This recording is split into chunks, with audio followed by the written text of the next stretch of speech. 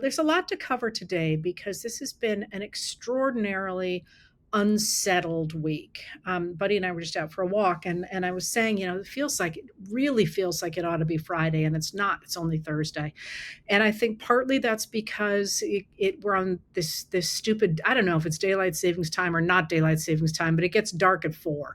Whatever, or 4:30, whatever that means here in Maine, and that always throws me off of everything as well. So there's a lot going on, but let me start to unpack a lot of that because I think I'm going to throw a lot of detail at you today because what we are seeing, I think, is a really dramatic rethinking of the American political situation in this moment, but also of the American political parties. Now, we do this periodically in American history. And I'm going to walk you through a little of this because, at some level, I think people are both missing the big picture, but also paying too much attention to the little details of it in the scheme of things. But let's start with what happened on Tuesday. Now, if you remember, I talked to you Tuesday, those of you who are here on Tuesday, and said, no matter what happens, we're going to get up the next day and continue. And to that I hold, we're going to do that. But what happened on Tuesday was a dramatic blowout for the Democrats. And it was not only in a few key races, and it was not only in Democratic dominated states, which is what a lot of Republicans are trying to say right now. It was all across the country. It was from the smallest races in towns to the really dramatic races like the governorship of New Jersey and of Virginia, and the retention of 3 Supreme Court seats in Pennsylvania, and the California's Proposition 50, which passed by a margin of almost 2-1, Maine retaining its right to absentee voting. I mean, it was just everywhere. And that's really significant in a number of different ways. So it's significant, first of all, and what people are paying attention to is it's significant in its rebuke of the Trump administration. Because if you remember, the Trump administration took office with fewer than half of American voters having supported it. Trump won the election, but that's because the vote was divided. I mean, I don't mean to suggest if there had not been third party people that it might not have gone the same way it did. You don't really know, because of if you have lots of people voting third party, you don't know which way they would have jumped if those people hadn't been in the race. They might have voted for Vice President Kamala Harris. They might have voted for Trump. We don't know that. But we do know that more people voted for somebody other than Trump than voted for him. And yet, despite that, normally when a politician takes office knowing that the support there has just been fractional, what they try and do is they try and reach out to people on the other side and say, I'm going to represent you even though you didn't vote for me. I'm proud to do it, and so on and so forth. There's kind of a pattern to it, and you saw it last week in the victory speech by Zoran Mamdani of the New York City mayoral race. His speech was really pretty classic. I barely squeaked over the finish line here. Therefore, I am going to include everybody going forward. And I could go through a whole bunch of races like that where you have seen that. But Trump did not do that. What they said from the beginning was that they had a mandate to do whatever they wanted. And the real issue for them, as I said before the election, is they were promising everything to everyone. And it was not going to prove to be possible to be both wet and dry at the same time. That is, you couldn't both say we're going to raise tariffs and turn around and say we're going to lower prices, because by definition, tariffs raise prices, right? So they were facing a problem anyway, but then they really went overboard on Project 2025, on the attacks on undocumented and now documented and even U.S. citizens, documented and undocumented immigrants and U.S. citizens, producing these videos of, tear gassing children and driving off with a child in a car and grabbing people off the streets. And I mean, you've seen the videos, and they're important, but they've done that at the same time that Trump's economic policies have in fact delivered inflation and a much slower economy. People don't like the deportations that they're seeing. They don't like the attacks that they're seeing. They didn't like the cuts to the government that we got from the Department of Government Efficiency, and then later on from Russell vote at the Office of Management and Budget. There's sort of been a perfect storm here of actions that the administration claimed were part of its mandate, but that pretty clearly a lot of Americans who voted for Trump did not think they were voting for. And you can see that they were falling away from that, both by the polls that show him at the lowest place he's ever been, including in his first term, but also with the number of people who jumped on board the Trump train in 2024. A lot of podcasters, for example, who have gone quite publicly out and said, I was duped. I shouldn't have done this. And I'm really unhappy with where we are. So what you saw on Tuesday was the very visceral repudiation of what the Trump administration has been doing. And in the districts that went by far more points than people expected them to toward the Democrats, what you saw actually was not just Democrats voting, not just Republicans voting for Democrats, but even MAGA crossing the line and saying we're going to vote against the Trump administration. And I want to talk, before I talk about what that's going to mean, because that's the first way in which that election was important, I want to really call out what happened there, because I'm not sure enough people are calling it out. So, yes, people were mad and all the things I just talked about. But what I think we saw on Tuesday was the fruits of what you all are doing. People showing up at the local level. They're showing up and they're running for office for school board. They're showing up and they're running for town offices. They're making it clear to people why a state Supreme Court race matters. They're making sure people have good information. And this is what has been missing in the United States now for decades. Grassroots movements that truly inform people of what is happening, and the information that you can get from nonpartisan producers to say, hey, look, this is what's really going on. And that grasping of our democracy by ordinary people, I think, is what you saw. And that's something, by the way, that the radical right developed in the 1960s and really ran with. So they could do things like get someone like Rush Limbaugh to get his followers to go complain about something. And it would look as if it were a really popular plan, when in fact it wasn't. But there was nothing comparable on the Democratic side. And certainly not on the left side, which is different than the Democrats. And I think you're starting to see that now, because there are so many people now working to get out the message of what's really going on in our government. And I'm really proud of that. It was really, people did it. That was ordinary people carrying the weight of democracy. And that's the second way in which what happened on Tuesday is really, really important, because it shows a dramatic shift in who is getting involved in politics and where they are getting their information, so that they understand things like what's going on with the Supplemental Nutrition Assistance Program, about which I'll tell you more in a little bit. They understand what's going on, and they see how to push back against it. And that's something that we haven't seen in our politics for a very long time indeed. I would say probably in the way that it seems to be developing now, since the second civil rights movement, since the 1960s. And that's a really, really big deal. So you have both the short term, Trump's in trouble, and the longer term, we're seeing a really big change here. And then there's a third change related probably to both, but certainly to the second. And that's a generational change, and this has nothing to do with anything that you might be suspecting I mean by this. Often you get a period, not often, occasionally you get a period in American history where one generation, for one reason or another, has had an outsized influence on politics.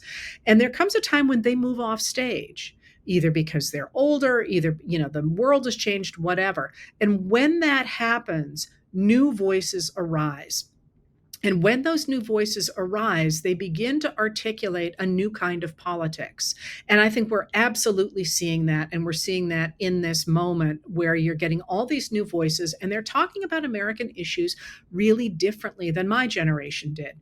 Now, one of the things that you've seen with that over, especially this election, but you've seen it over the last year or so, Lots of people are picking their favorites and they're attacking others, and they're saying, well, I can't put up with that character because of X, and I can't put up with that person because of Y, but boy, this character is the best person ever.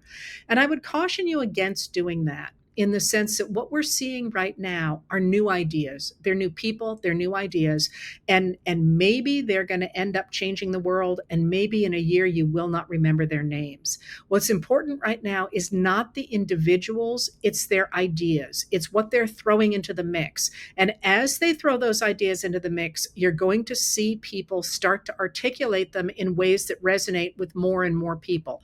And that's when you can start picking whoever your person is. That person might be out there, but before you start thinking about who's going to walk off with a movement or who's going to walk off with a presidency, we still have 3 full years to go before we have to pick a president. And we're not really going to start to winnow down who those characters are going to be for at least a year. And, every time I see one of these freaking articles about, so-and-so is positioning themselves for the presidency, it's like, stop it. Just stop it.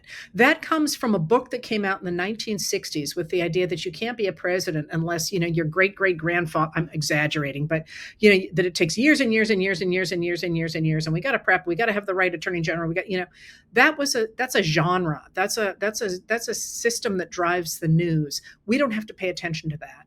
And I would urge you at this point not to worry overwhelmingly about whether your guy got in or your guy didn't get in, and whether some people are freaking out about the new New York City mayor, Mamdani, there we go, or saying he's the best thing since sliced bread. Maybe. We don't know. He got elected by a little bit over 50%. Maybe he's the face of the future. Maybe he's not. But his ideas are really important. And the new coalition that he formed is really important because it's involved new people in the process. So that's the other really big change here, is you see a generational change. And that is largely a reflection of age, but it's not always. I mean, you can have really much older people speaking for a younger group, and really vice versa. So, but there just feels like there's an age difference here, where you're getting new ideas from people who came up through the ranks differently than people in my generation.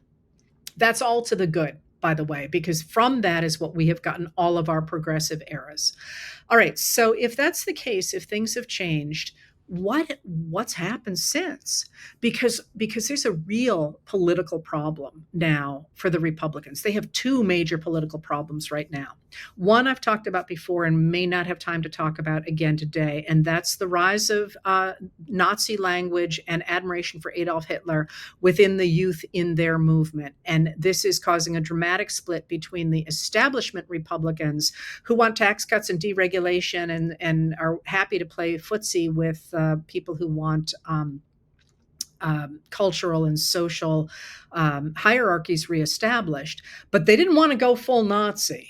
And they're pushing back against that other group, and that's splitting the movement, the Republicans, pretty dramatically right now. If you're watching the Federalist Society, people are quitting, people are threatening to fire people. One person got fired, and there's this big fight about should the Republican Party try and incorporate the Nick Fuenteses, the Groypers, the far right white nationalists, or should they push those people out? And they kind of need them for votes. So who knows what's going to happen there. But the other way in which the Republicans are in a real, what my mother would have called a mel of a hess right now, is that, remember all that redistricting they did in places like Texas?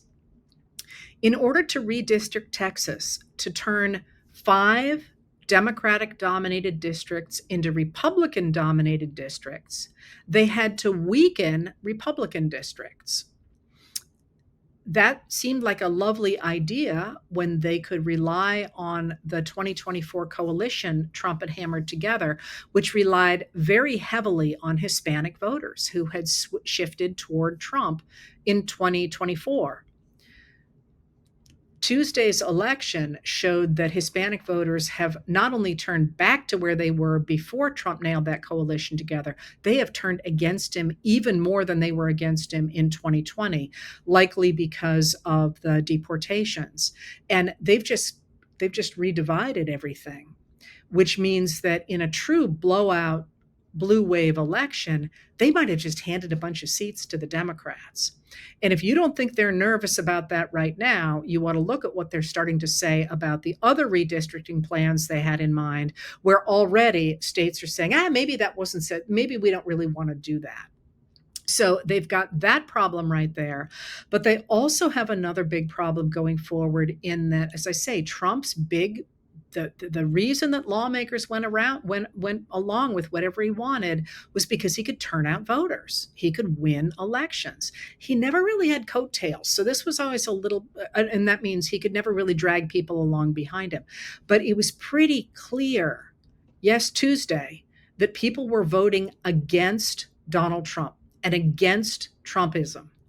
So ever since then, you've seen a real shift in American politics, and because of that, things look very unsettled. So the last 3 days have been just ping, ping, ping, ping, ping everywhere as people are trying to reboot. So one of the things you have seen is the Republican Party, especially as it is represented by Speaker of the House Mike Johnson, has all of a sudden been out there saying, you know what Republicans are all about? We're about affordability. Like all this, have you seen the word affordability everywhere? All of a sudden, like affordability. You saw Donald Trump going out there and saying that it's cheaper in 2025 to buy Thanksgiving dinner at Walmart than it was in 2024. Only to be corrected to say, well, yes, but in 2024, there were 21 items in that meal. And in 2025, there are 15. And in 2024, they were brand named items. And in 2025, they are Walmart brand items. There's this real attempt to say, please pay no attention to what your grocery bill looks like. Everything really is much cheaper than it was, and this is what we really care about. We care about healthcare, which is, it's all just mind-boggling, considering that they're insisting that they won't negotiate over the extension of the premium tax credits that make healthcare affordable for people on the Affordable Care Act marketplace. But you see this real attempt to pivot and say, never pay no attention to what we did for the last 9 months. Now we're all about affordability. You're also seeing Trump. Well, let me go back. You're seeing the Democrats being like, hey, just a minute here. You thought you had all the cards. And oh boy, it looks like we hold a lot of cards. So first thing Wednesday morning, Senate Minority Leader Chuck Schumer, who's a Democrat from New York, and House Minority Leader Hakeem Jeffries, who's a Democrat from New York as well, wrote an open letter to Donald Trump and said, we demand that you meet with us to negotiate an end to the shutdown. We're ready anytime, any place. We are here. Trump at the same time, so you got to remember, you got a lot of players here. Trump at the same time went the other direction. Trump says, okay, I'm going to talk to the Senate Republicans now, because remember, he's been saying to the Senate Republicans, under no circumstances can you negotiate with the Democrats over ending the shutdown, which is kind of bonkers, by the way. There's always a negotiation. This is just him saying, I want to do everything my way. But he goes and he talks to them, and he admits that the shutdown is hurting the Republicans, which, is pretty clear. And then he says the way to handle this now problem for the Republicans is to get rid of the filibuster and jam through the Senate and through the House of Representatives an end to mail-in voting and really dramatic changes to voter ID, which, by the way, is I'm not going to go into the issues with any of that right now. But what he's trying to say is, and he actually did say it. He didn't. I'm not just putting words in his mouth. He said, if you do this, the Democrats will probably never hold office again, and we don't have to worry about anything. And so while the Republican leadership that is not in the White House is like, oopsie poopsie, we got a problem here. We got to figure out ways to reattract voters by saying we care about affordability. He's saying, screw them all. Just get rid of Democratic voters and we don't have to worry about anything. In other words, he's saying, give me more power and we'll take care of this whole problem. But if you're a Republican senator, are you going to put your eggs in that basket And the answer to that was clear immediately after it, when Mitch McConnell, who does not usually talk to reporters in the hallway, and who recently, when he tried to do, when he actually fell over, said to a Bloomberg News reporter, "We're not going to do it." You know, I mean, they didn't even discuss it. He just said, "Not happening." And I will, somebody asked if I'd give you the history of the filibuster again. I will sometime, but probably not. Well, not probably not today, because there's so much else to cover. But I have talked about it a lot before. So if you really care, you can go look in old videos. But I'll be happy to do it again soon. In fact, I should do an explainer on one of those. Anyway, so all of a sudden, you've got a recognition in the Republican Party that there's a real problem. And you've got Trump all of a sudden looking like a lame duck, looking like, he's not going to continue to be powerful. And yesterday, which was Wednesday, you could see the palpable fear, I think, on his part, when in the course of a little over 3 hours, he posted on social media more than 33 times, or more than 30 times, I think it was 33 times, and posted these videos that were essentially seemed to be him reading his posts from social media, but had to be repeatedly cut, and he's slurring his words, and it was not a good performance. On the same day that the sheets of paper, what seemed to be sheets of paper, appeared to have the words Oval Office written on them outside the Oval Office, which people recognize pretty quickly as a technique to make sure people who are having memory issues can remember where to go. And then he gave a speech in which he complained about how many refugees had come to Miami from South Africa. And then he kind of riffed on that for a while. I mean, he really didn't look good.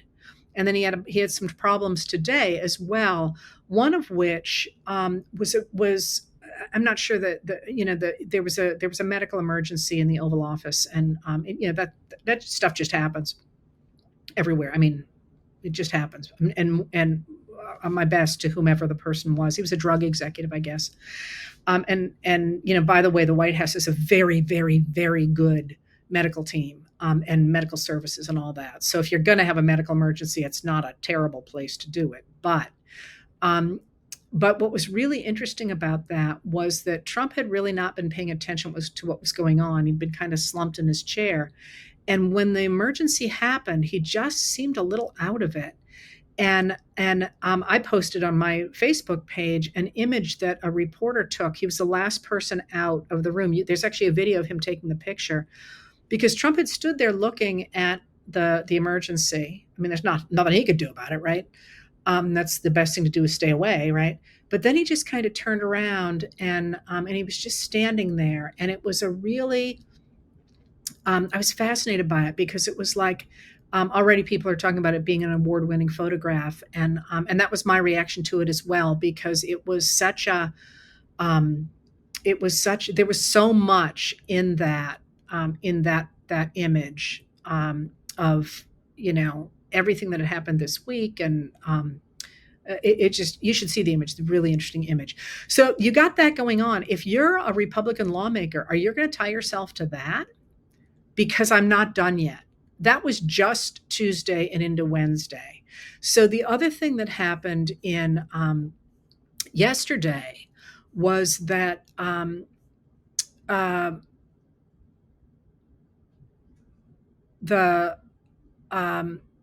as the administration is trying to talk about, now it's going to focus on affordability, and Thanksgiving is going to be cheaper and all that.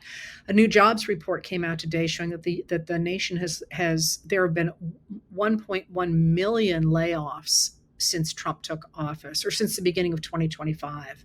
And of course, we're not at the end of the year yet, which is the kind of numbers that look quite bad.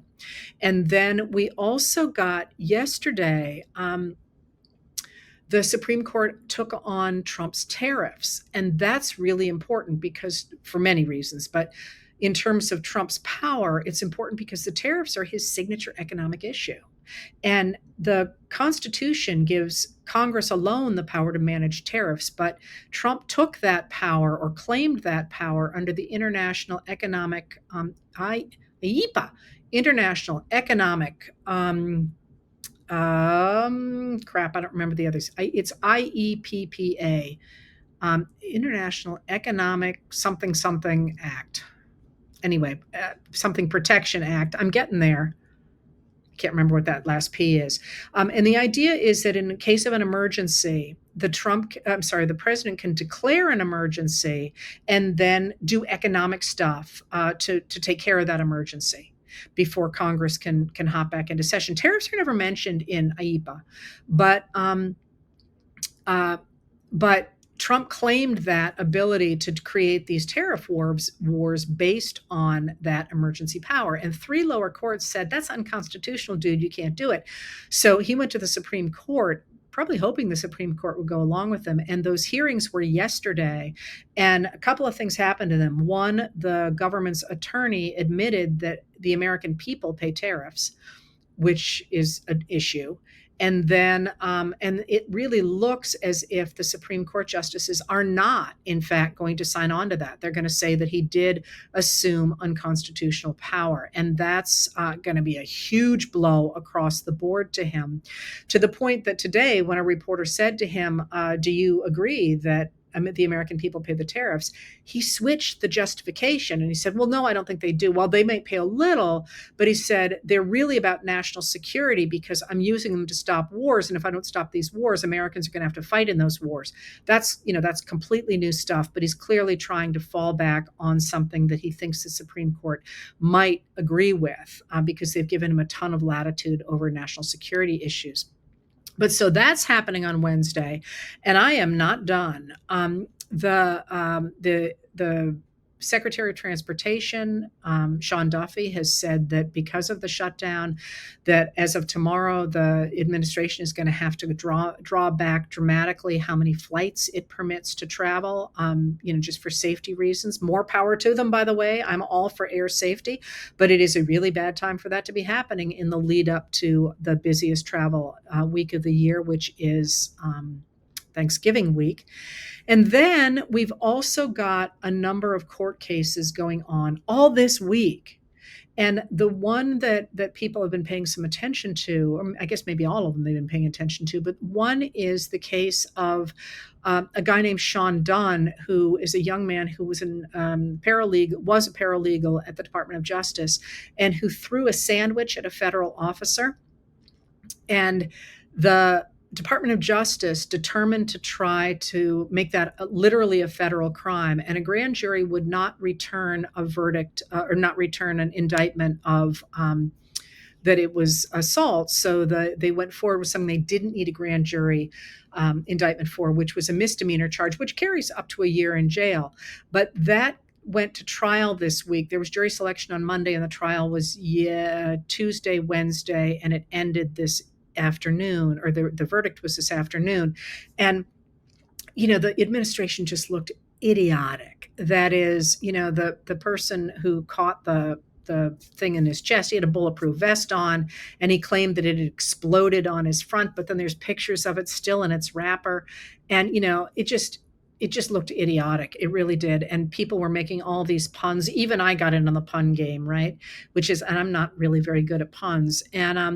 And then, so it just looked incredibly stupid. And then this afternoon, the jury acquitted the young man of the misdemeanor charge of, what was it? It was, what they said was he had thrown a sandwich. What the government said is he had thrown a sandwich, and I kid you not, they said he had thrown it at point blank range. And, the testimony was the guy who got hit by the sandwich. His friends kept teasing him and gave him plushies that he kept in his office about, of a sandwich. And I mean, it just did not look good for the federal government.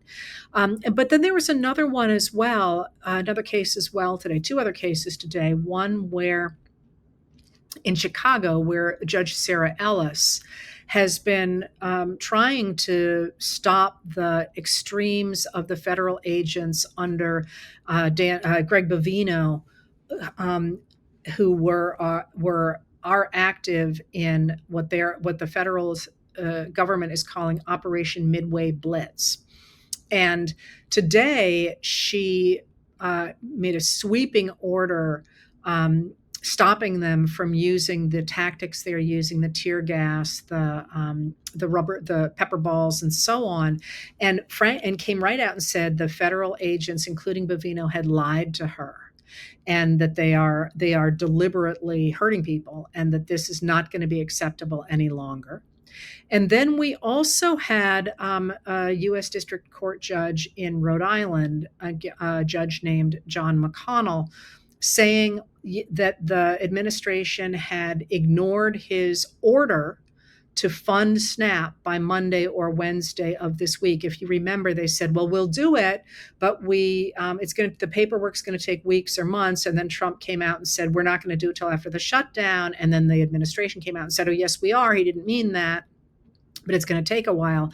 And he came out and said, "You deliberately are withholding this money from children," he said, "for political reasons. That is unacceptable, and you must fund SNAP in full by tomorrow. That is, send the money to the states for distribution by tomorrow." So that's yet another rebuke of the administration in a really major way.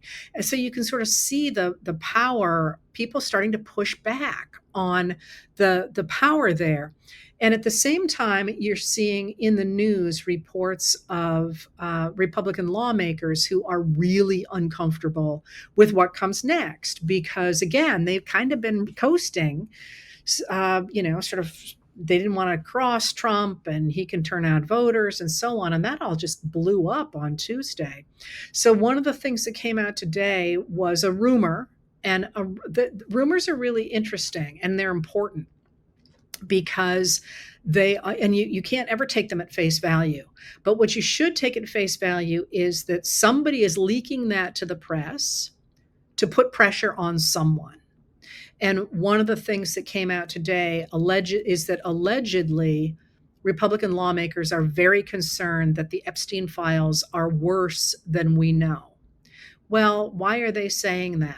I mean, why is that going in front of the press right now? Well, they're probably trying to put pressure on Johnson to go ahead and reopen the House and to swear in Adelita Grijalva. He's not doing that because he doesn't want her, at least seems not to be doing it because he doesn't want her to be the final signature on the discharge petition that will require a full vote on the release of the Epstein files. They might be doing it simply to say, "Hey, dude, we're pushing back at this point against Trump." Who knows? But when the Republicans are putting the comment into the public sphere that they are concerned about the Epstein files, and that's not the people that have been out there in front, like Marjorie Taylor Greene or Thomas Massie, either respectively from Georgia or from Kentucky. These are sort of nameless Republicans. That's important. And then, as I say, you just don't know what way a lot of them are going to leap. So one of the things that's happening tonight is there is a vote in the Senate on the war powers, Trump's, whether or not Trump has authorization to continue these what are seemingly lawless strikes against Venezuela. And in the past, two Republicans jumped to vote with the Democrats to give a vote of 49 against Trump's authorization and 51 votes in favor. But it's going to be really interesting tonight to see what senators do. It's because it's largely a symbolic vote. The House is not going to take it up. And it's going to be really interesting to see if they are willing to continue to support these strikes, which certainly look lawless from the perspective of a number of, including government lawyers, and certainly lawyers who know a lot about the War Powers Act, including Brian Finnegan, who was the War Powers attorney under Trump in his first term and under Obama before that. So watch the Senate tonight and see if they're going to continue to back Trump or if they too are going to start to slide away. All right. So I'm sorry. The other thing I briefly mentioned Marjorie Taylor Greene. She's another fabulous person to watch. And what I mean by that is, again, she is, I am certainly not advocating anybody change their opinions about Marjorie Taylor Greene. I think she too sees that the MAGA Republicans are falling apart. She wanted to run for Senate. Trump wouldn't back her because he said I don't know if he said this, because she was so extreme, she had no chance of winning a Senate seat in Georgia, even in Georgia. And all of a sudden, she has been as sounding as mainstream as it is possible to sound. Even today, she congratulated former House Speaker Nancy Pelosi on her time as Speaker, because Pelosi announced today that she would not run for reelection. Really interesting timing, because uh, right after this dramatic event on Tuesday. But also, what you're seeing is a number of Republicans saying, "Well, she knew that they don't stand a chance in the midterms." Come on, dude. She's 85 years old. This was her leaving exactly on her own terms. And Marjorie Taylor Greene complimented her on her time as House Speaker. And someday I probably will write about Pelosi as House Speaker if I haven't already, because she was one of the all-time greats, one of the most powerful speakers in American history. Whether you liked her or hated her, she used that office in truly impressive ways. House speakers are interesting, and we have really weak House speakers too in our past.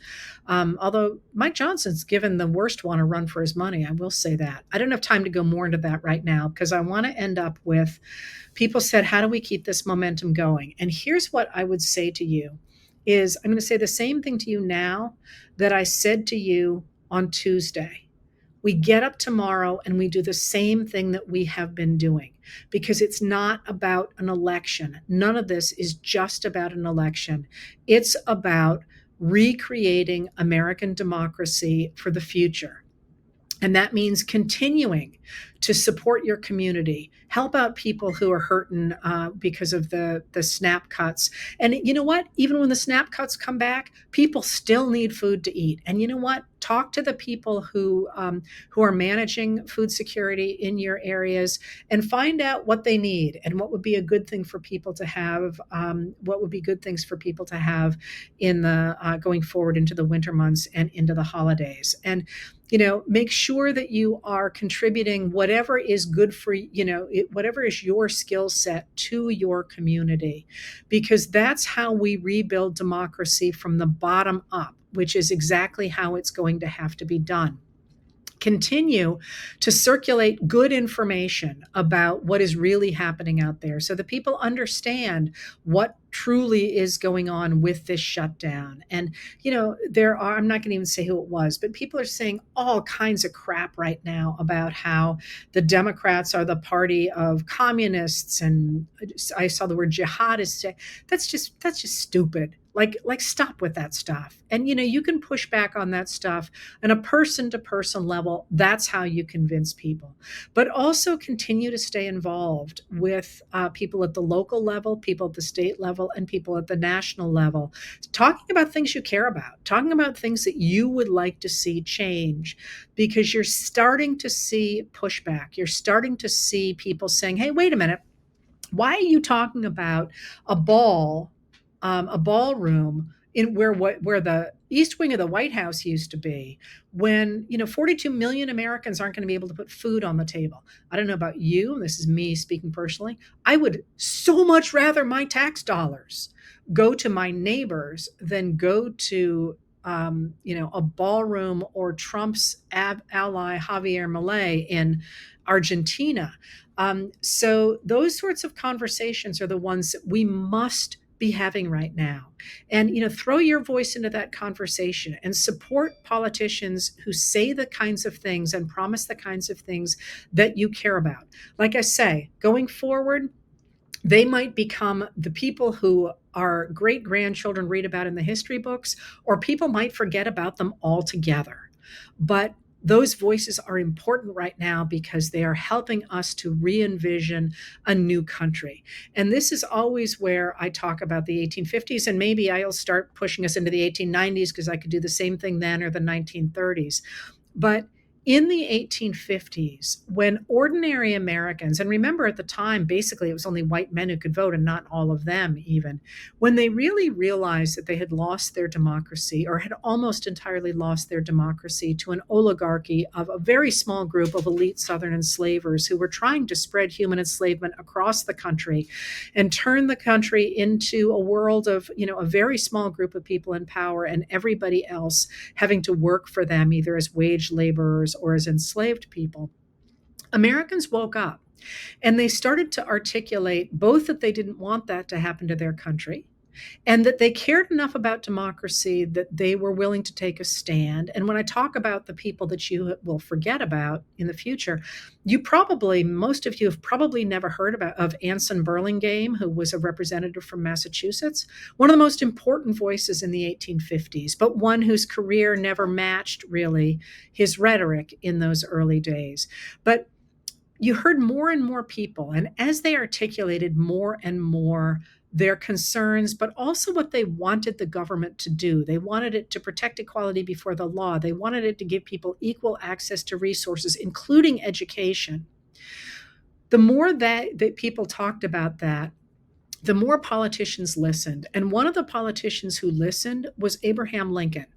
1854, Abraham Lincoln is nobody you've ever heard of. He's had one undistinguished term in the House of Representatives. He's a corporate lawyer, married to his wife, hanging out with his law clerk, Billy Herndon,